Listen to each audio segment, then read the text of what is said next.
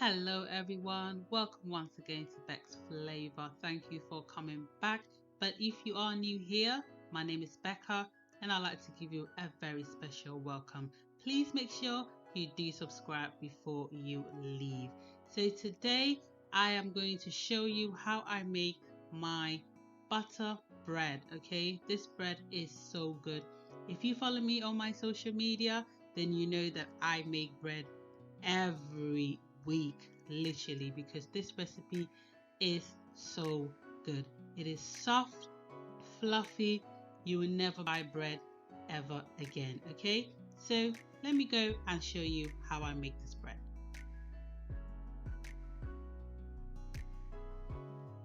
Here are all the ingredients and I will list everything in the description box below. So for this recipe I am using strong white bread flour instead of plain flour. I highly recommend that you use this because this will make your bread super soft. So please use that if you can find it. And then I'll put everything in my stand mixer. If you do not have a stand mixer, that is absolutely fine. You can just go ahead and do this by hand or with the handheld mixer. It will do the job just fine. So I've gone ahead and put in my sugar, salt and yeast, and I'll be grating in about half of my nutmeg.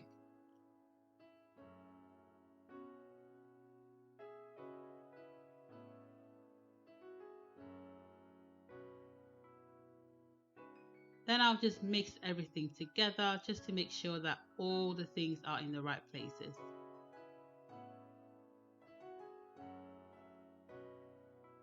Then I'll add in my evaporated milk, 1 egg, room temperature egg,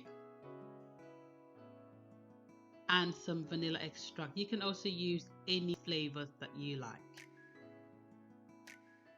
And now I'll just go ahead and mix everything together. If you're doing this by hand, just mix everything together before you add in your water.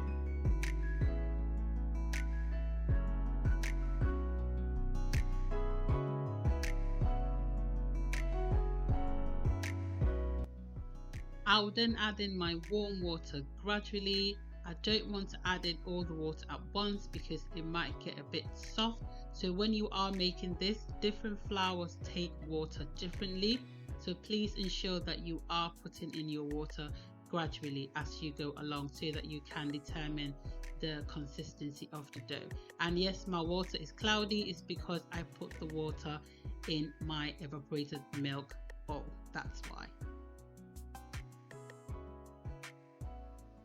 So after I've kneaded my dough for a while, I will now then add in my butter. I do this because if you add the butter in too early, it might hinder the process of the gluten. So the gluten is what gives the bread that nice stretchy feeling or that taste to it. So if you add the butter in too early, it will hinder the process of the gluten. So you want to activate the gluten as much as you can before you add in your butter.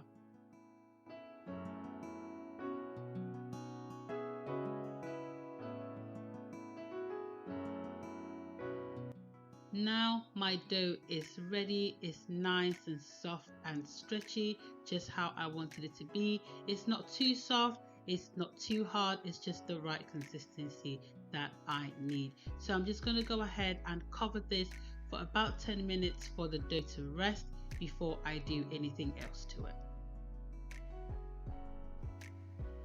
So I've got a 450 grams baking tin and just a normal baking tin.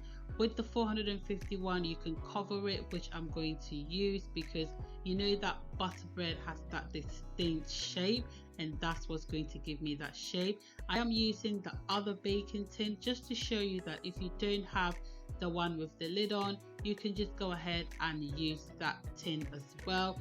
It will come out slightly more browner because it wasn't covered, but the taste is not compromised, okay?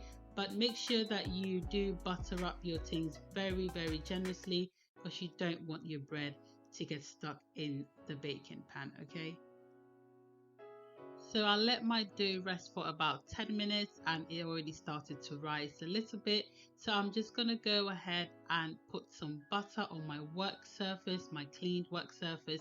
I don't like to put flour on my work surface because I just don't like to introduce new flour to my already lovely dough. But you could just add flour, that is fine, but I just don't like doing that, okay?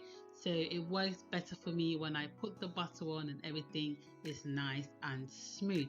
So I'll go ahead and knead it just for a little bit to get any air out that might have been trapped in when it was resting.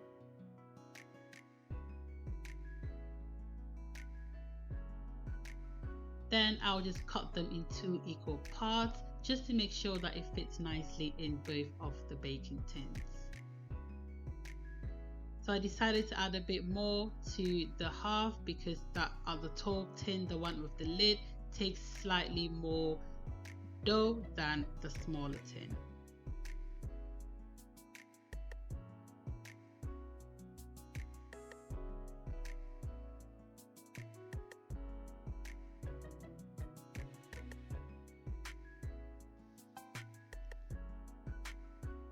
So to form my dough, I will use a rolling pin. Don't worry if you don't get it right straight away. Usually when it does rise, it will kind of have a form to it. It will form to the baking tin. So don't worry too much about the forming of it. But what I tend to do is I tend to roll it out like I'm doing so, sort of in a round shape. And then I pinch. So I roll it and then I pinch it in. So you roll and you pinch just as I'm doing it right now.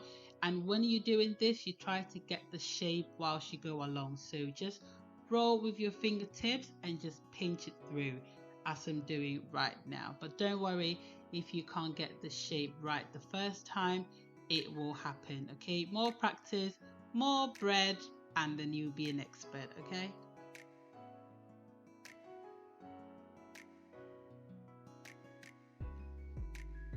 So once I reach my desired shape, I'll just put this in my baking pan and I'll go ahead and do the other half as well using the same method. So I'll knead it for a bit just to make sure that everything is nice and smooth and round, and then I'll go ahead and roll this out, doing the same thing as I did before. Just roll it with your fingertips and then pinch everything together. It's truly easy, to be honest. Just roll it whilst you're going along. Just roll and pinch, making sure that you're sealing every gap.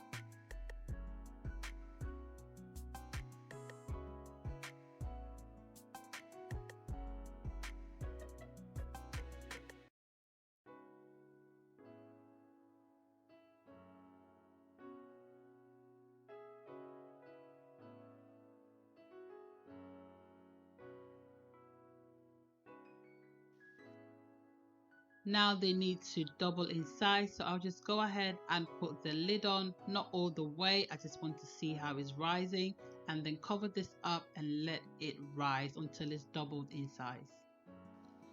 Now it's doubled in size, I'm just going to go ahead and bake this in the oven for about 20-30 minutes, and this was on 160 degrees. And look at how lovely this bread is looking. I'm sure you can smell this through your screen, trust me. I love making this bread, it's so amazing and the whole house smells so good. I have stopped buying bread from the shops because this recipe is truly that good. My family don't want me to buy bread anymore, and I'm sure if you make this bread, your family will never want to buy bread from the shops ever again. Look at how lovely that is looking. Okay, so I made this in the other tin, so in the normal tin, just to show you that you can get a browner color rather than the one that has the lid on it. Okay, and now obviously I have to cut it and show you how the bread is looking so that you know I am not making this up. All right, this bread is truly so good. Look at how soft that cut is. Nice, it's fluffy, it's soft. You can't go wrong with this bread. Look at this.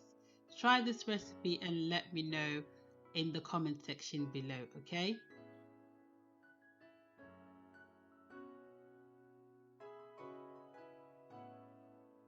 So the one that I baked in the tin with the lid will have a slightly crunchier outside than the one that didn't have any lid on, but it's equally nice. In fact, my husband prefers this one to the other one, and I prefer the softer one. So hey, just make whoever happy with whatever you're making, okay? And it's truly good. It doesn't compromise on the taste of the bread. They are equally lovely. Look at how lovely this is looking. I hope that you will try this recipe and you never have to buy bread again. I promise you that.